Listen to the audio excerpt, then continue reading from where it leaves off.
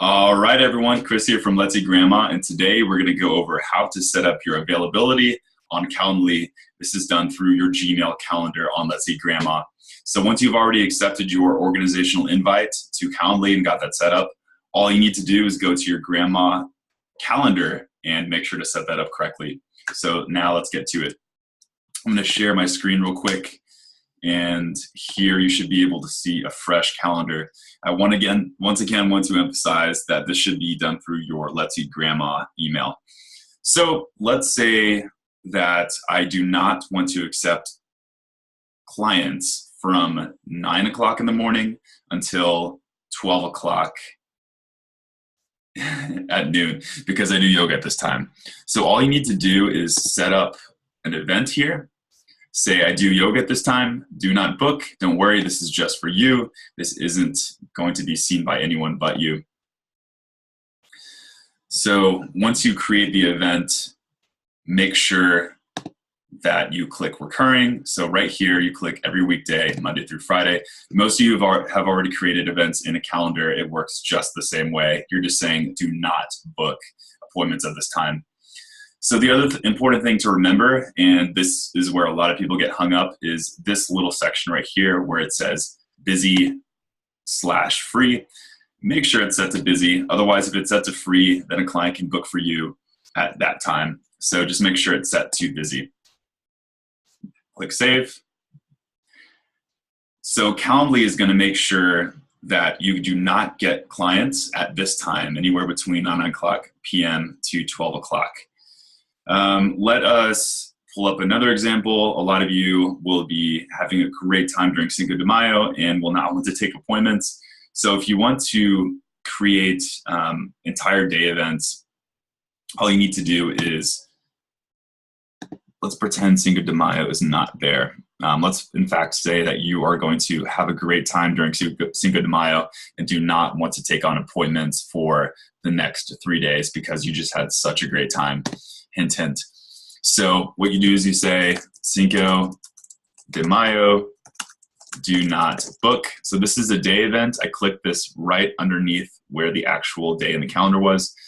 Click more options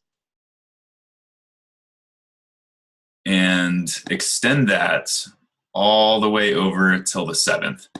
And so this principle works the same way if you've already accepted 2 clients, 3 clients, and you don't want to accept any more until the end of the weekend. So all you would do is just essentially book a time where you're not available and book it for multiple days. Once again, what do you do after you create an event? Check to make sure it says busy. Exactly. You're answering out loud as you listen to this video. Cool. So click busy. Make sure to click save, and you will not get clients at that time.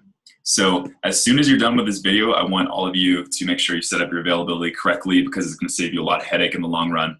And that's the easiest way to remember that is you don't want headache. So just some quick tips to remember. The more availability you have open on your calendar, the more likely it is that you are actually going to accept clients. So as much as possible, just try to make sure that you set an open availability. All you're doing when you're creating events to block off your time on your calendar is you're saying, this is when I cannot accept phone calls. So this doesn't mean that you have to go ahead and write the resume right afterwards. This just means that you cannot have phone calls at this time. So try to have as much of an open availability as possible in order to get the most clients. I know a lot of clients like to work after 5 p.m.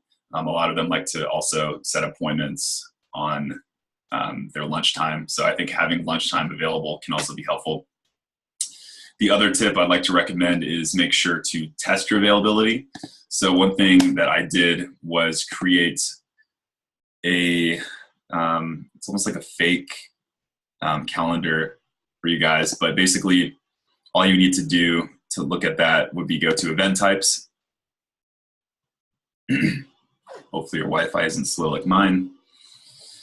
Then under personal, go to leg package, test my availability. All of you guys should have this event type. So go ahead and click that. And from a client perspective, this is exactly how your calendar would look. So this actually is set up for a different calendar, so otherwise this would be blocked off. But for the leg project manager role that I'm in right now, this is what I have available. Saturdays, anyone can book from 9 o'clock until 8:30. So what I would need to do is go into leg project manager and block off those times. But this is essentially all the times that a client can book with you. All right, that's it in a nutshell. So remember, incredibly important, if you want to block off times in which you cannot take phone calls from clients, and remember that that is how you receive clients, is you take the initial phone call. So in order to make sure that you do not accept those phone calls, is block off the time in your Calendly by creating events for your leg calendar. Make sure it's marked as busy, because otherwise if it's marked as free, you are going to get the appointment. It's just Murphy's Law. And make sure to go out and leave an as open availability as you possibly can, so you can accept clients. If you have any questions, please don't hesitate to email Chris or Sean at let'sseegrandma.com. We are here to support you and here to help you during this entire journey. Thanks, and sayonara.